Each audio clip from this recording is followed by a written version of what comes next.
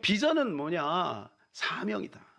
그래서 오늘 말씀을 보게 되면 어떤 사람이 이제 타국에 멀리 가면서 종들을 부릅니다. 그래서 한 종에게는 5달란트를 주고, 한 종에게는 2달란트를 주고, 한 종에게는 1달란트를 주었습니다. 오랜 세월 후에 이제 그 주인이 돌아왔습니다. 돌아와서 이제 결산을 합니다. 그러고 이제 5달란트 받은 자가 와서 이야기합니다. 이 5달란트를 가지고 5달란트를 남겼습니다. 몇 달란트입니까? 네, 어렵지 않습니다. 5달란트를 가지고 5달란트를 남겼으니까 10달란트죠. 그 2달란트 받은 자도 2달란트를 가지고 2달란트를 남겼습니다. 몇 달란트입니까? 그렇습니다. 4달란트입니다. 그런데 1달란트 받은 자가 와서 1달란트를 남겨야 되는데 1달란트를 남기지 않고 1달란트만 가지고 왔어요. 이 종을 향하여 이 주인이 화를 내요. 그런데 이 1달란트 가지고 있던 자가 주인에게 뭐라고 얘기하냐면, 당신은 굳은 사람이라. 굳은 사람. 이 굳은 사람이라는 뜻이 무슨 말이냐면 매정하고 거칠다, 그런 뜻이에요. 당신은 무서운 사람이다. 오해입니다. 여기서 이 주인은 바로 하나님을 뜻하는 것이죠. 예수님을 뜻하는 것이죠. 예수님이 그런 분인가요? 그렇지 않지요. 25절을 같이 한번 읽겠습니다. 두려워하여 나가서 당신의 달란트를 땅에 감추었나이다. 보소서 당신의 것을 가지셨나이다. 이 사람은 뭐냐면 이 1달란트를 가지고 장사를 해야 되는데 장사를 하지 않고 그냥 땅에다가 파묻었어요. 그래서 감추어 두었다. 그러면서 하는 말이 당신의 것을 가지셨나이다, 이렇게 합니다. 자, 이게 무슨 말일까요? 이 말은 뭐냐면 내가 할 도리 다 했습니다. 나에게는 책임이 없습니다. 당신 책임입니다. 당신이 굳은 사람이기 때문에 내가 장사를 하다가 까딱해서 이 장사를 잘못해서 손해를 보거나 그러면 문제가 생기지 않겠습니까? 또한 여기서 중요한 것은 당신의 달란트라고 합니다. 이 청지기는 뭐냐? 어차피 내 것이 아니라는 거예요. 아유, 내가 열심히 일하면 뭐해? 하나님이 다 뺏어갈 건데 뭐. 하나님은요, 우리의 마음을 보시는데 이 사람이 지금 오해하고 있는 거예요. 하나님이 내가 어차피 내 거 아니다, 이런 거예요. 하나님이 다 가져갈 건데 뭐. 이런 오해가 있는 거예요. 이 주인이 뭐라고 얘기하죠? 이렇게 얘기합니다. 26절이요. 그 주인이 대답하여 이르되 악하고 게으른 종아, 나는 심지 않은 데서 거두고 해치지 않은 데서 모으는 줄로 내가 알았느냐. 악하고 게으른 종이라고 말합니다. 왜 악하고 게으를까요? 반응이 없어서 그래요. 5달란트 받은 자는 가만히 있는 게 아니라 즉시 갔다 그랬어요. 그래, 열심히 일을 해서 5달란트를 남긴 거예요. 2달란트 받은 자도 마찬가지. 근데 이 1달란트 받은 자는 게을러요. 그러니까 어떻게 하냐면, 그냥 본전만 드리자. 그렇게 생각을 한 거죠. 사랑하는 여러분, 우리가 하려고 하면 하나님이 하세요. 그러나 우리가 하려고 하지 않으면 하나님도 아무 일을 못 하세요. 우리가 조금만 노력한다면 좋은 결과가 나오게 되어 있는 것입니다. 이 1달란트 받은 자를 책망한 이유는 뭐냐 하면 결론적으로 볼 때 남기지 않았기 때문에 그래요. 주인은 이렇게 얘기해요. 27절입니다. 그러면 내가 마땅히 내 돈을 취리하는 자들에게나 맡겼다가 내가 돌아와서 내 원금과 이자를 받게 할 것이니라 하고. 너 그거 가지고 은행에 맡기면 이자라도 주지 않겠니? 이자. 사랑하는 여러분, 이 달란트를 또 생각할 때 잘못하면 돈만으로 생각하면 안 됩니다. 하나님이 우리에게 주신 기회, 시간, 또 하나님께서 우리에게 주신 재능, 또 뭐가 있어요? 수많은 하나님이 우리에게 청지기로서 베풀어 주신 것들이 있어요. 남을 용서할 수 있지요. 사랑할 수 있지요. 사랑할 수 있는 기회가 왔고 하나님 앞에 봉사할 수 있는 기회가 왔고 그런데도 불구하고 그것을 하지 않는 거, 그래서 아무것도 남기지 않는 거, 제자리 걸음만 계속하는 거. 시간은 우리 모두에게 공평합니다. 내 시간이라고 막 쓰는 거, 하나님 이걸 다 지켜보시고 나중에 아무것도 남기지 않으면 그것이 하나님 앞에 책망이 될 수도 있다는 것이죠. 자, 그럼 우리가 남겨야 되는데 그럼 어떻게 남길 것인가? 첫 번째는 소프트웨어를 업그레이드 시켜야 된다는 것입니다. 자, 우리 어른들은 잘 이해가 좀, 어르신들이 이해가 잘 안 될 수가 있겠습니다. 자, 그러면 이렇게 한번 볼까요? 우리가 강남의 최고급 아파트에 들어갔어요. 그런데요, 집에다가요, 화덕을 놓고 불 때워서 살아요. 엘리베이터가 있는데도 불구하고 사닥다리를 타고 오르락 내리락 해. 이게 상상이 안 될 일이죠. 사랑하는 여러분, 하나님이라는 하드웨어가 있어도 소프트웨어라는 내 자신의 자의식이 바뀌지 않으면 구동이 안 되는 거예요. 여러분, 우리가 가지고 있는 이 자의식을 바꿔나가야 돼요. 어떻게 해요? 하나님의 생각으로 바꿔놔야 돼요. 하나님의 말씀으로 바꿔나가야 된다는 것입니다. 어릴 때부터 살아오면서 나도 모르게 가지고 있는 고정관념이 있습니다. 이 고정관념이 우리로 하여금 앞으로 전진하지 못하게 만드는 거예요. 성경에 가만히 들여다보면 잘못된 자의식 때문에 낭패를 당한 사람들이 종종 나옵니다. 이 대표적인 사람들이 누구냐 하면 가데스 바네아에서 10명의 정탐꾼입니다. 이 10명의 정탐꾼은 자기들이 가지고 있는 고정관념 자의식 때문에 가나안 땅에 못 들어갔어요. 자기만 못 들어간 게 아니라 그들 때문에 그 백성들이 수십 년 고생합니다. 사랑하는 여러분, 자의식 과잉에서 벗어나시기를 축복합니다. 우리를 꽉 묶고 있는 자의식을 버리지 않는 이상은 하나님이 우리 안에서 그 어떤 일도 행할 수가 없다는 것이에요. 나는 나이가 많기 때문에, 나는 가난해서, 나는 이런 핸디캡이 있고, 나는 이것 때문에 한계가 있어서 나는 안 돼라고 하는 그 생각에 묶여 있는 이상 하나님 우리를 통해서 안 된다는 거예요. 우리가 하나님 앞에서 원망은 할 수 있습니다. 위로는 받을 수 있습니다. 그리고 자기 신세 한탄은 할 수 있습니다. 그러나 변화는 일어나지 않아요. 하나님 우리를 통해서 놀라운 것을 준비하고 계심에도 불구하고 우리의 자의식이 묶어버린 거죠. 전에 제가 잠깐 말씀을 드려요. 유기성 목사님이 이제 제자 양육을 이렇게 하면서 그 공동체 안에서 이 제자 그룹에서 이런 제안을 했어요. 우리가 한 주간 동안은 염려를 하지 맙시다. 염려를. 한 주간이 지났어요. 어떤 집사님이, 여집사님이 한숨을 푹 쉬면서 하는 말이, 목사님 나 그냥 염려하며 살래요. 염려를 안 하려고 하니까요, 숨이 막혀요. 염려가 체질인 거예요. 여러분, 그런 염려의 자의식에 딱 묶여 있으면요, 하나님이 아무 일도 못해요. 그러니까 오늘 사랑하는 여러분, 오늘 주일날 이렇게 나와서 말씀을 듣고 또 우리 철야 때 기도하고 또 새벽에도 기도하고 여러분 개인적으로 말씀 기도 이런 생활을 하면서 우리는 나도 모르는 사이에 그 콘크리트처럼 굳어있는 자의식이 하나하나 벗겨져 나가고 있음을 믿으시기를 바랍니다. 그래서 그 자의식을 깨트려야 되는 것이죠.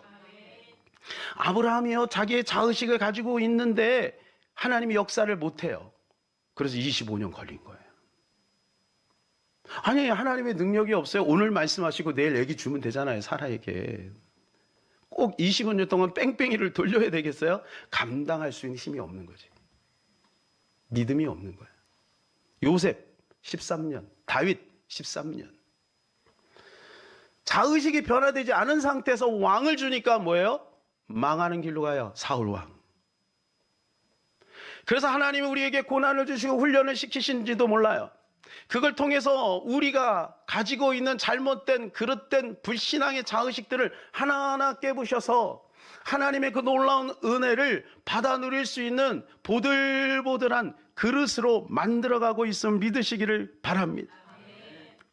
두 번째는 뭐냐 하면 내 비전, 내 목표를 노래로 만들라는 거예요. 자, 노래를 만든다는 것은 이렇게 곡조를 붙여갖고 만들라는 게 늘 노래를 부르고 살라는 거예요. 한번 따라서 그래요. 비전을 노래하자. 사랑하는 여러분, 비전을 가족에게도 이야기하고 교회에도 이야기하고, 지금 우리 인투젠 공동체가 지금 하려고 하는 것이 뭐냐면 아침마다 저녁마다 그리고 밥 먹고 나서 하루 3번씩 기도하거든요. 기도 끝나고 나면 앞에 나와서 돌아오면서 비전을 선포하는 거예요. 계속 비전을 선포하는 거예요. 장기 비전, 하나님 앞에 섰을 때 생명의 면류관을 받으리라. 이게 우리의 장기 비전이죠. 그리고 이 땅에서의 비전, 단기 비전, 한 달 안에 1년 안에 이룰 비전들 구체적으로 세우는 거예요. 이 비전을 계속해서 선포해 나가면 하나님 반드시 그것을 통해서 이루어 나가는 것입니다. 이 한 달란트 받은 자는 어떤 사람이었어요? 잘못된 자의식에 사로잡혀 있으니까 당연히 목표가 사라지고 마는 거예요. 무슨 목표가 있겠어요? 그냥 묻어두면 되는데, 어떻게 보면 또 그게 그 사람의 목표일 수도 있지만, 그러나 그 목표는 주인의 목표와 달라요. 사랑하는 여러분, 나의 목표가 하나님의 목표를 거슬리면 안 되죠. 나는 이렇게 살 거예요. 그렇게 목표를 딱 정해놓으면 그 다음부터 하나님 무슨 일을 하겠어요?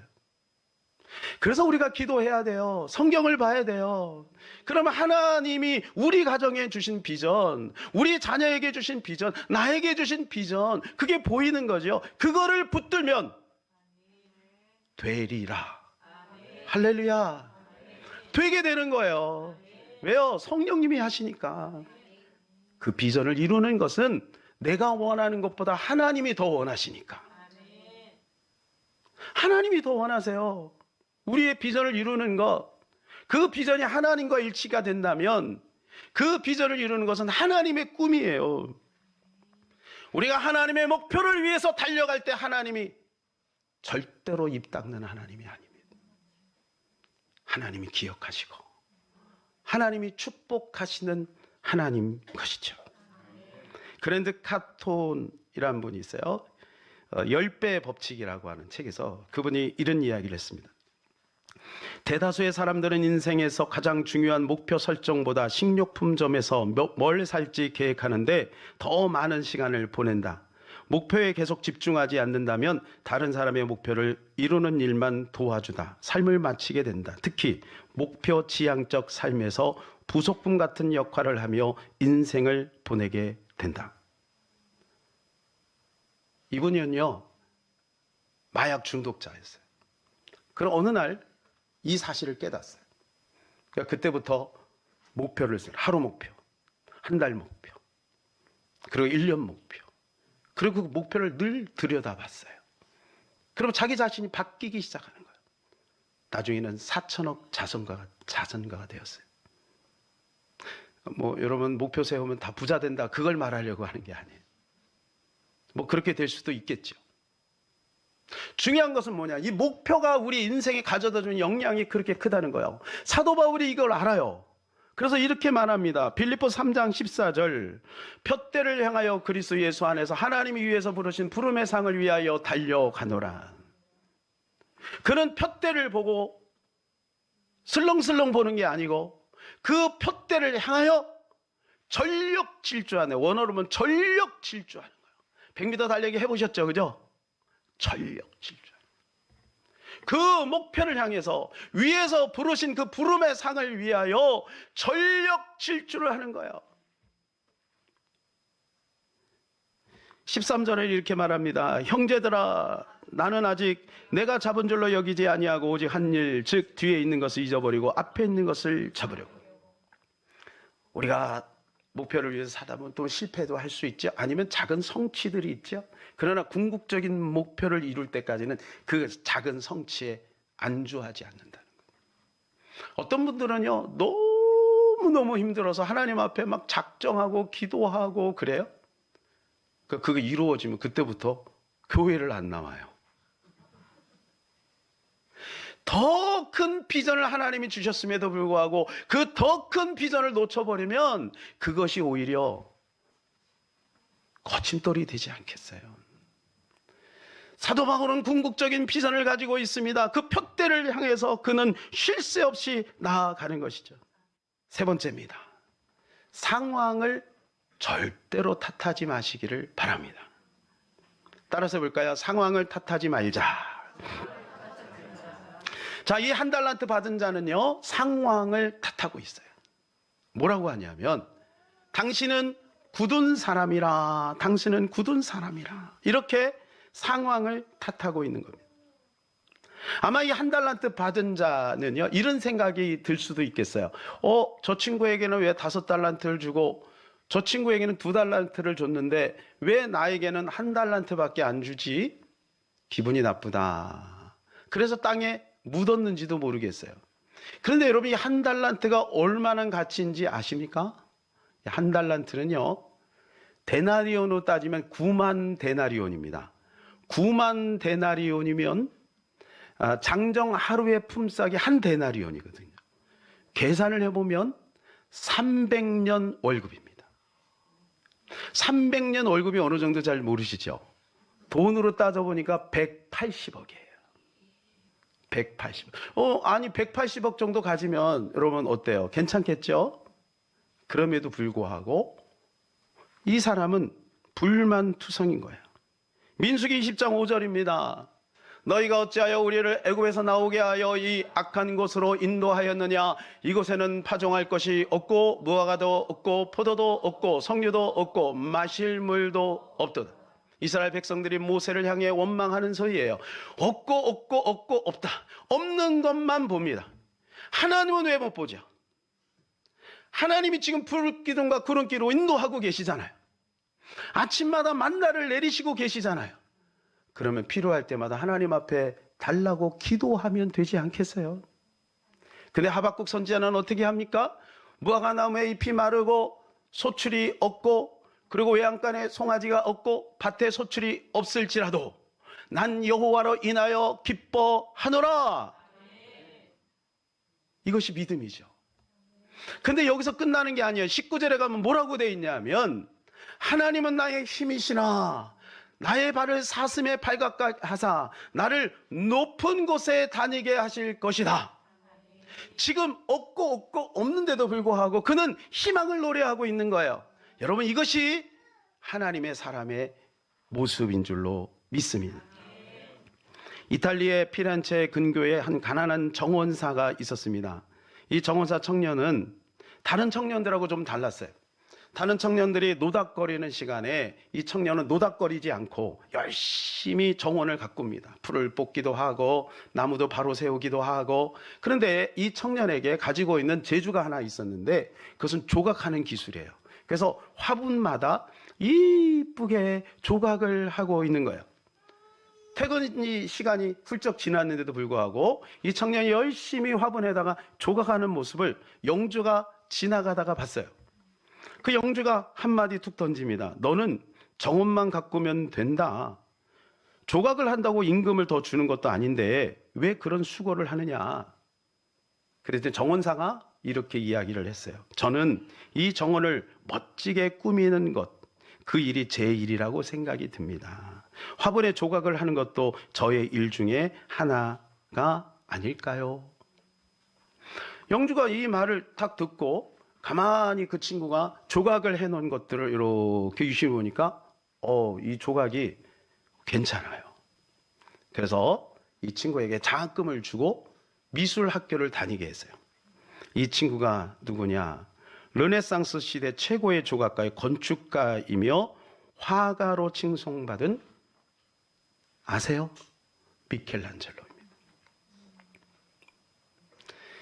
내가 가난하고 그리고 비록 직업은 천하지만 그러나 그 가운데 내가 할 수 있는 최선의 일을 하는 거예요. 그랬더니 그가 그에게 기회가 온 것이죠. 여러분, 인도의 복음 전도자 윌리엄 캐리를 아십니까?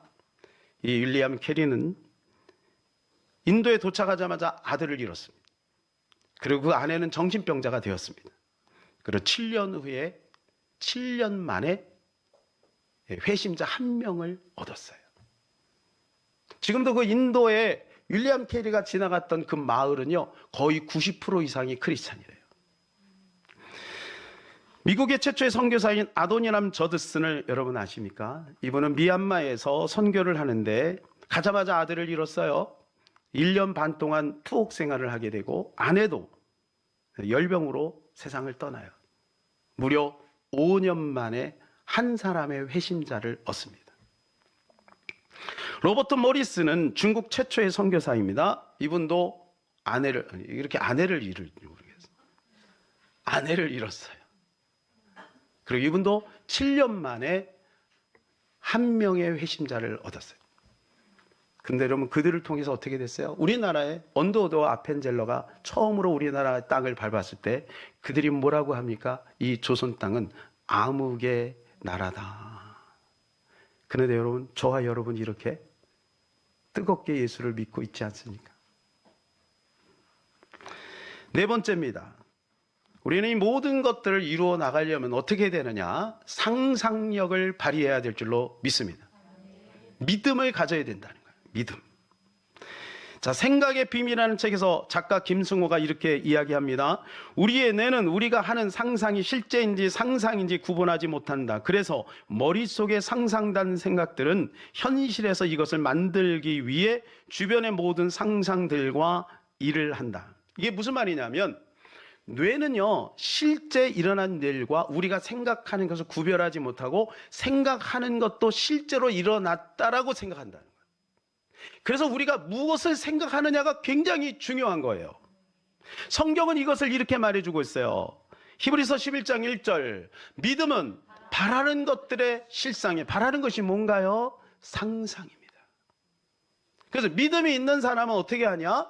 좋은 것을 생각하는 거예요. 믿음을 생각하는 거예요. 잘 될 것을 생각하는 거예요. 하나님이 함께 하신 것을 생각하는 거예요. 천국에 있을 것을 생각하는 거예요. 마가복음 11장 23절, 22절, 23절에 예수님이 이렇게 말씀하셨어요. 예수께서 그들에게 대답하여 이르시되 하나님을 믿어라. 예수님이 이 말씀하실 때 예수님의 표정이 생각이 납니다. 제자들과 함께 그렇게 수많은 기적들을 행했음에도 불구하고 그 제자들이 하나님을 믿지 않는 거죠. 이 무화과 나무 사건 앞에서 예수님이 한탄스럽게 그들에게 말하는 거야. 얘들아, 하나님을 좀 믿어라. 왜 이렇게 하나님을 믿지 못하니? 하나님을 좀 믿어라.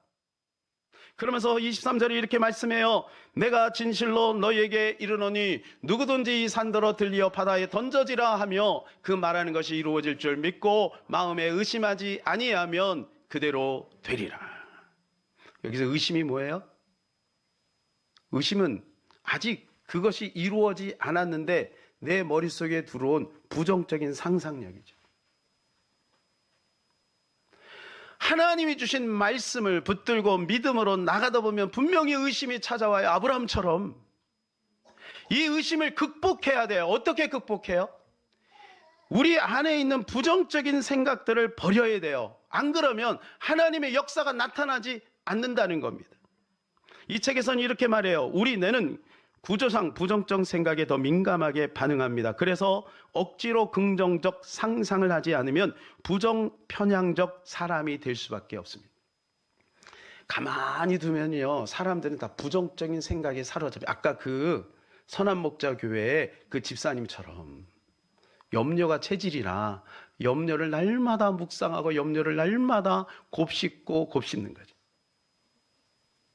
그래서 긍정적인 생각, 믿음의 생각, 주님의 말씀을 떠올리고 말씀을 묵상할 때 여러분, 우리 안에 있는 이 부정적인 잘못된 자의식, 부정적인 관념, 고정관념, 이런 것들이 사라지게 되는 거예요. 만일에 그것이 사라지지 않으면 산이 가다가 돌아온다니까. 옮겨져라 말했죠, 그죠? 근데 의심하지 않으면 옮겨진다. 산이 뭔가요? 우리 앞에 있는 수많은 문제들 아니겠어요? 하나님이 산을 옮길 만한 능력도 있고 산을 옮길 만한 권한을 우리에게 베풀어 주셨어요. 우리가 믿음으로 선포하고 하나님의 말씀대로 나아갈 때 우리 안에 있는 잘못된 상상력을 버려야 되는 거죠. 저는 오늘 아침에도 천국에서 주님과 함께 춤추는 상상을 했습니다.